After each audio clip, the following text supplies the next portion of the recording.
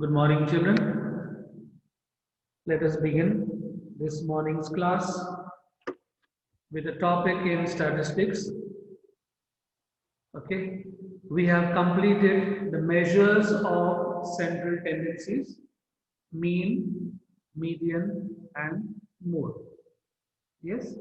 Now, the other part in the book, that is the partition values from median, that has been deleted for this academic year.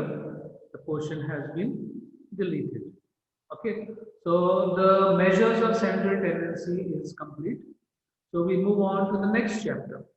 Now the next chapter is measures of dispersion, which is your chapter 6 of your book. Now in this chapter also, children, in the measures of dispersion, we only have to do the absolute and relative measures of standard deviation. The others, range, interquartile range, mean deviation, quartile deviations, all these have been deleted from the portion this year. So we just have to do standard deviation.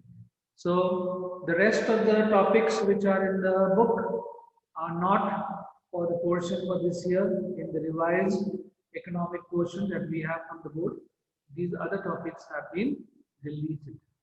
So we will come straight away to the topic which is standard deviation.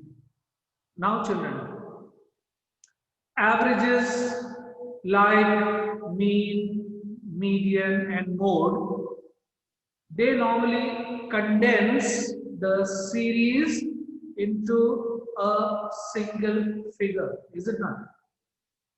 We have values given and then these would condense those figures into a single figure.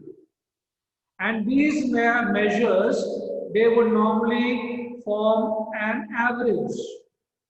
Okay. Now these averages would tell us something about the general level, about the magnitude of the distribution. What is magnitude? The size of the distribution. But they fail to show anything further about the distribution. They just point out to one figure. This is the mean, this is the median, this is the mode. Nothing else is said about the distribution of the series which was under study.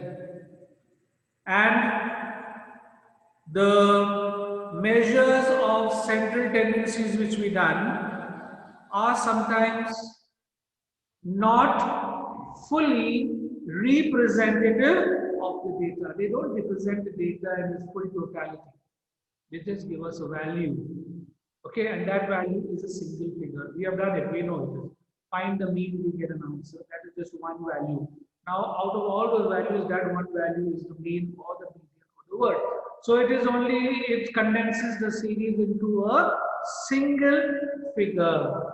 So now, when we are conducting an investigation, and we are statisticians, we are learning statistics, we are sent out to do an investigation.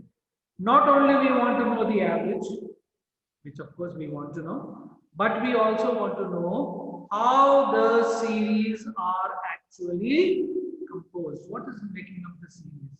How much of our series is near this average, or are we deviating away from them?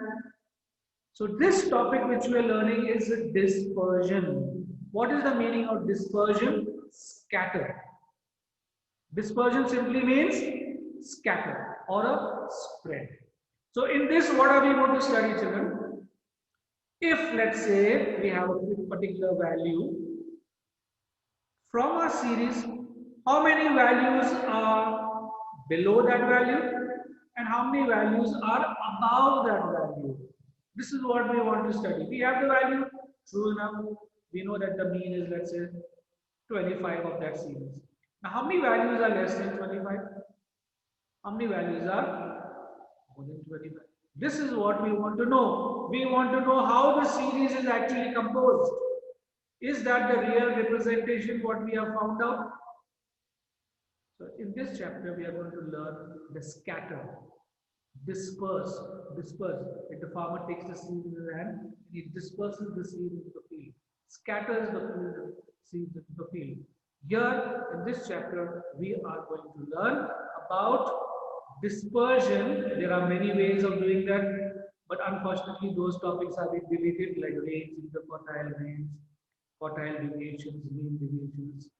All that has been removed, and only standard deviation is kept for you in this chapter. So now, why do we want to know how the series is actually composed? Why do we want to know? See, I'll tell you a very interesting story, and maybe that will get the idea, hopefully. See, the story goes like this, children. There is a very famous story of a statistician who did not know the measure of variability. Okay, he unfortunately didn't know the measure of variability. So then what happens? He was once traveling with his family and he had to cross the river without a boat. Okay, this is just a story. Now he knew that the average depth of the river was, let's say, let me put it down, 100 centimeters. The depth of the river was 100 centimeters. Okay, while the average height of his family was 130 centimeters. You know how to find the average of the family? Add up everyone's height and you get an average divided by the number, right? So, this statistician, he knew that the depth of the river was 100 centimeters and he found out his average height of his family, 130 centimeters, very happy. So he says, come on, we can cross this river by foot. We don't have a boat, no problem. The river is only 100 centimeters deep average. And we are 130, so we can safely cross it. So he therefore decided that he and his family would cross the river on foot. But it so happened that the maximum depth of the river was 150 centimeters. And the minimum height of his smallest child was, let's say, 120 centimeters. He gets into the river with his family. Can you imagine what must have happened to his family? What could have happened? Yes? They would drown. Who would drown? Why would he drown? He had to go through a part which was the very deepest part of the river. And that deepest part was how much? 150. What did he know? He only knew the average depth of the river was 100 centimeters and my average height of all the family members is 130 centimeters.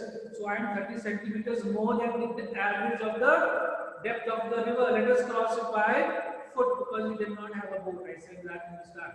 He did not have a boat. So he decided that he and his family would cross the river on foot.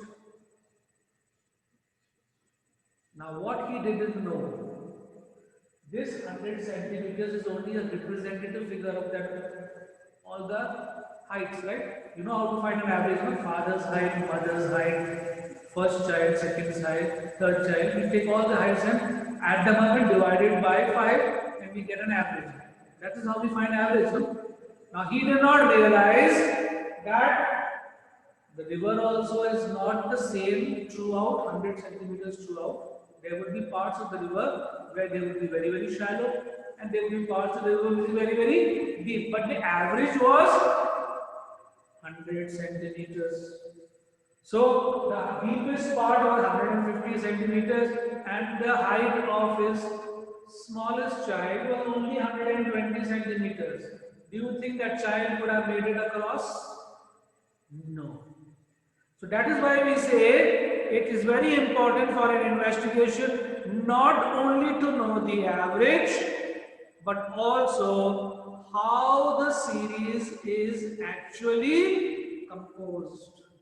So this story will give you an idea of what I am talking about. Just simply knowing the average, like we have been doing, find the mean, find the median, find the mode. We are getting one figure, we are getting one average.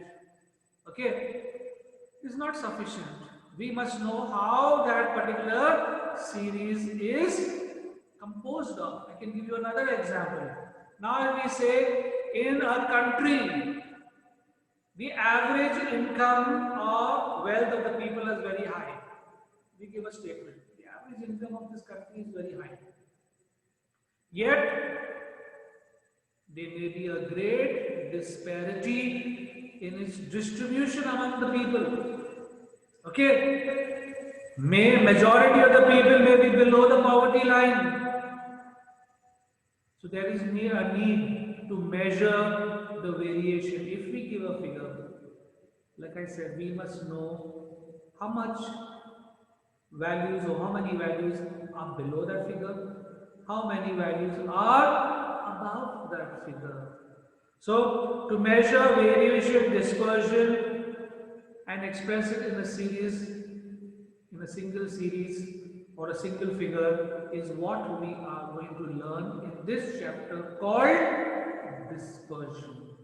We already know how to find mean, median, mode. That is giving us one single figure. Now we need to know from that figure how are we variating or what is the dispersion.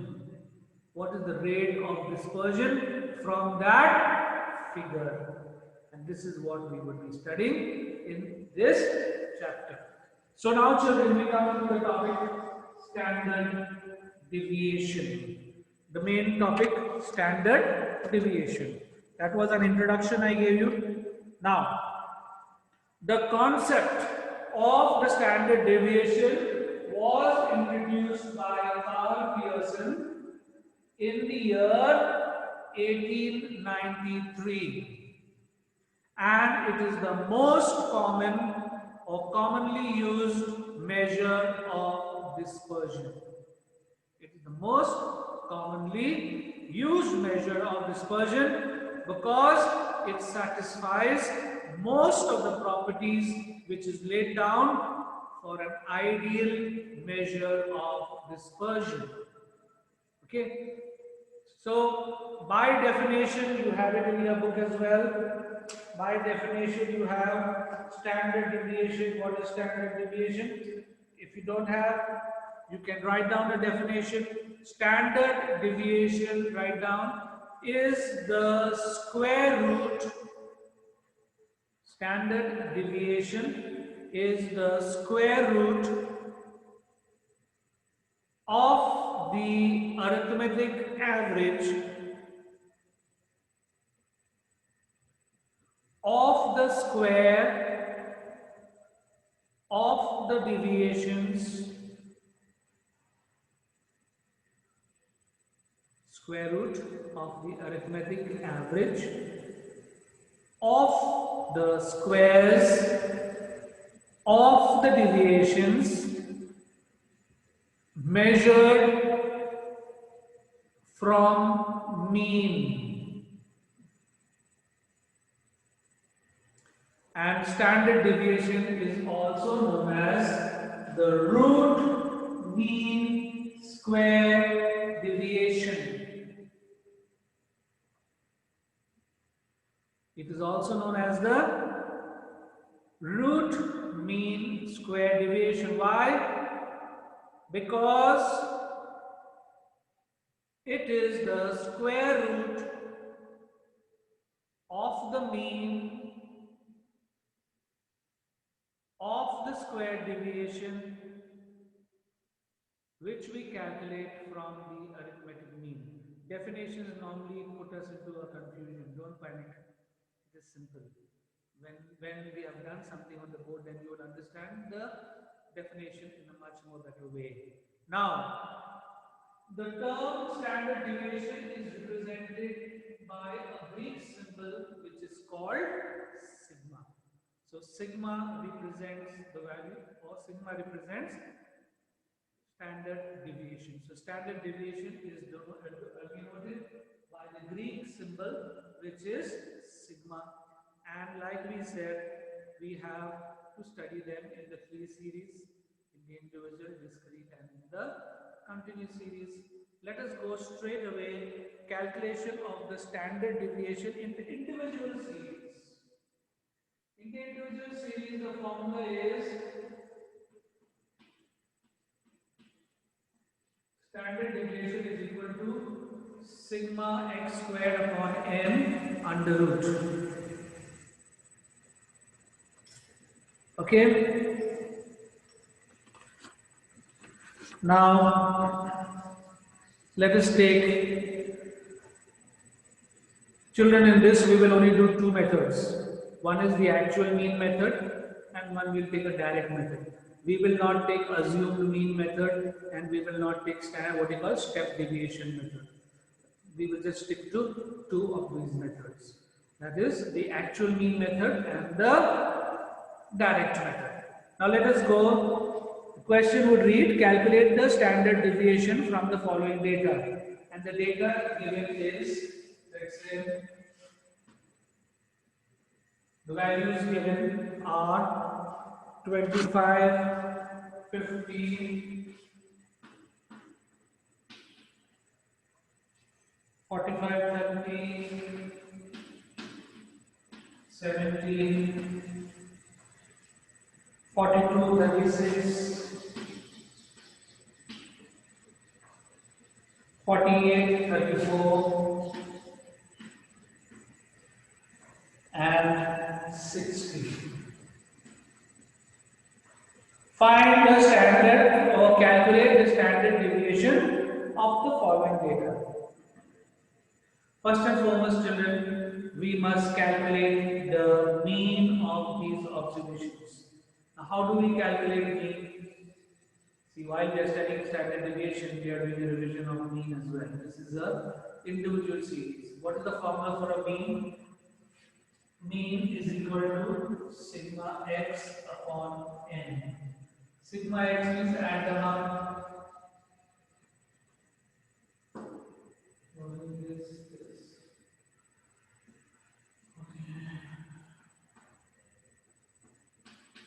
Sigma x is equal to 440. 440 upon 10 values. So the mean is 44. First step is over. We found the actual mean. Now we will obtain the deviations of x by using the mean. In other words, x minus mean to give you, let's say, small x. Or you can write over b, then the formula will be sigma d squared. If you are using the variable x, we will get x squared. So there is no confusion in the book. You have d. Here we are using x. Does it make a difference? No. Okay. Now, 25 minus what is the mean? 44. 44 minus 25 minus 19 plus 6 plus 1 minus 14 plus 26 minus 2. What I am doing is I am minusing the mean from these values. So minus 8 plus 4 minus 10 plus 16. That was my second step. The value x minus the mean. Third step would be to get rid of these signs. What is the best way? Square the values. So here x squared. 19 19s are 19 into 19 in your of 9 is a 9 and 8 171 1 9 is a 9 1 is a 1 361. 6 6 are 36, 1 is a 1, 14 14s are 196, 26 into 26, 6 6 are 36, 6 to the 12, and 3 15, 2 6 are 12, 2 to the 4 and 1 5, 7 6 17 6. In your copy, you can have one of the columns drawn and write on top rough, where you can do all your rough work. Rough work should be shown over there. 2 twos are 4, 8 eights are 64, 4 fours are 60, 10 tens are 100, 16 16s are 256. Now we need to sum this up, sigma x squared, because we need it in our formula, sigma x squared. Okay, 7, 8, 9, 10, 14, 20, 24, 28, 34, and 6, 40, 10, 13, and 7, 20, 22, 29, 30, 36, 40, 41, 47, 8, 9, 10, 14, 15, 16, 17. Only make sure you're calculating when you're adding, it is correct. Okay, children? Yeah, because then you may, from here only, get your question wrong. So don't hurry up, do it nicely and find there should be no totaling mistake over here. So now, substitute this into the standard deviation formula. Standard deviation is the x squared is 1710 upon 10 values under root. Okay, 0 and 0 cuts. Standard deviation is equal to under root 171 square root. Square root of 171. Now, children, have you learned how to do square root? Yes or no? You can give me a nod. Have you know how to do square root? Yes? If it is not, I will show you how to do it. You know how to do a square root? Okay, for those who don't know, I will show you how to do a square root. How do you do a square root? Take 171 in the left. Start pairing from the back. Values that you will put will be always a square value. It's not unlike it is not like how we do ordinary division. The value would be like 1 ones or 2 twos 3 threes and so on. Okay, so now here, which pair can go into 1? 1 ones 1, this one comes down, this is cross. These values are added. When we bring down, we will bring down the pair 71.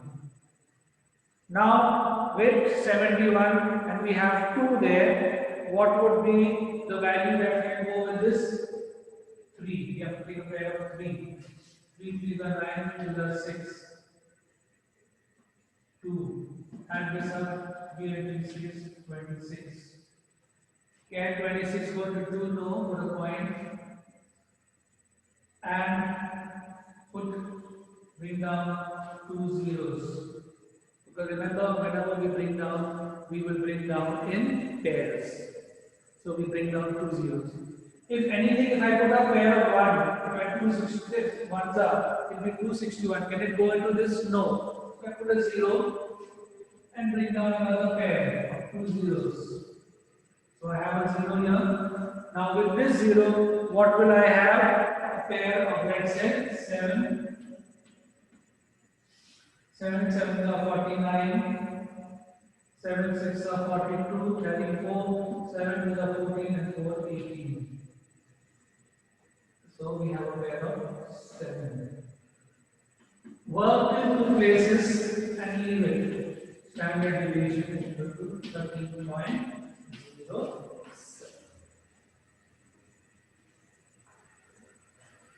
Is that clear, children? How to find a square root? Unlike a simple division where you take, here we don't take a simple division, here we take the value which we are going to divide it, the square of that value. And first and foremost, whatever the number is, from the back we start pairing it. So 71 is paired, 1 is left alone. Now we begin our square root. 1 is a 1, pair of 1. This side is added up, 1 plus 1, 2, 1 minus 1, 0. When we break down the value, we break down 71, not only 7, because we bring them down in a pair. We have the value 2 over here. Now along with 2, use a pair of numbers. What number? 2 2s are, because 44 only is less, because here we got 71. 3 pair will give you 69, perfect. So we use the third. Add this up, 23 and we use 26. We get 71 minus 69, 2. We put a point and bring down 2 zeros. Why 2 zeros? Like I told you, in square root, we bring the values down in pairs. Now we have 26. Even if I have a pair of 1, 20 into 61, 1 will be 261. Can it go to 200? No. Put a 0. Bring down the next 2 zeros. Now put a 0. The next we have a pair of 7, which will give us this one. 8 will go which beyond that. Work only to 2 places or decimals, like I always told you, it will keep on going on. Don't waste your time finding. So the value answer is 13.0. Now let us go back to your definition. What does the standard deviation say? It is the square root of the arithmetic average. What is the arithmetic average? The mean which we have calculated. Okay? Of the arithmetic of the squares of the deviations. This is the deviations from the mean. First and foremost, we found the mean was 44. From the value of the mean, we take out the deviations. Plus and minus. If it is less, it is minus. If it is more, it is plus. Isn't it? So we have the deviations here in minus and plus. Then what do we do with the signs? How do we get rid of the signs? Best is to square them. Minus into minus gives you what? Plus. Plus into plus will give you plus. That is the rule of our in the maths, right? Plus into minus gives you minus, minus into plus gives you minus, but minus into minus gives you plus, and plus into plus gives you plus. These are the basic rules taught to you in the junior classes. So to get rid of the signs, best thing is to square them. So that's what we have done. 19s are 361. This is the part, children, where most of the children in their Hariscurry make mistakes. Either because maybe the tables were wrong, or they're too much in a hurry and something go wrong. Now if these things go wrong, then it is going to reflect onto it is going to reflect in your answer as well. So without any tension, with proper peace of mind, do your calculation. 6 6 are 36, 1 comes are 1, 14s are 196, 26 are 676, 2 2s are 4, 8 8s are 64, 4 4s are 16, 10 10s are 100, 16s are 256. Now, what is the formula for calculating the standard deviation? We have standard deviation is equal to sigma x squared upon n squared under root. So we need to find sigma x squared, that is sum of all these. Adding them up properly, 1710. Adding them up properly. Here's another way where you can go and get your mistake. Simple addition. Okay, be careful here. So substitute these values. Standard deviation is sigma x squared is 1710. Values are 10, 0 0 goes. So we have standard deviation is equal to under root 171. Find the square root of 171. Work in 2 places of decimal and you will get your answer. I've taken enough of time to explain this carefully because you must get it clear. And so unfortunately we are able to do just this much. However, there's another day tomorrow. We will do another one, which is standard deviation by direct method. This is which method? Actual mean method. The actual from the mean. From the mean we found the deviations. The deviations are squared, they are added, and they are substituted in the. Is there anyone has any problem or you have understood? Then can I get a sign from you? Yeah? Very good. Good. So then we will stop here, children, since it's already on time, and we will continue tomorrow with the same topic, but in the direct method tomorrow we will do. Till then, all of you, have a nice day, take care of yourselves, be safe, and we'll be back tomorrow.